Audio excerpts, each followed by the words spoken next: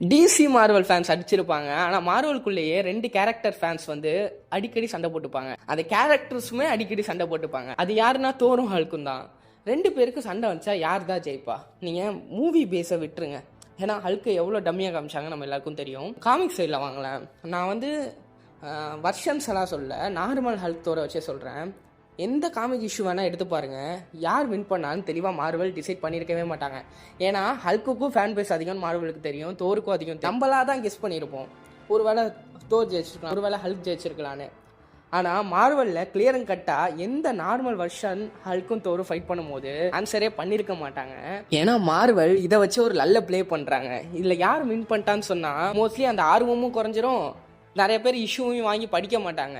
நீங்கள் world war Hulk காமிக்ஸே எடுத்துக்கோங்களேன், அதில் தோர் வந்திருக்கவே மாட்டார். ஏன்னா அது வந்து ஹல்கோட காமிக்ஸ், ஹல்க்கு தான் பவர்ஃபுல்லாக காட்டணும். சென்ட்ரியே ஹல்க்கு கிட்ட தோக்குற மாட்டை காமிச்சிருப்பாங்க. அதில் தோரையும் தோக்குற மாட்டை தான் காட்டணும்னு சொல்லி தோர் வந்திருக்க மாட்டார், எழுதியிருக்க மாட்டான் மார்வல். அதே மட்டும் ரூன் கிங் தோர் காமிக்ஸை பாருங்க, அதில் தோர் தான் பவர்ஃபுல். அதில் ஹல்க்கு இறக்குனா ஹல்க்கு தோக்குற மாட்டை காட்டணும், அதனால ஹல்க்கே இறக்கிருக்க மாட்டான். அதில் மார்வல் நம்மளை வச்சு நல்லா ப்ளே பண்ணுறான். சரியான ஆள் தான் மார்வல். நீ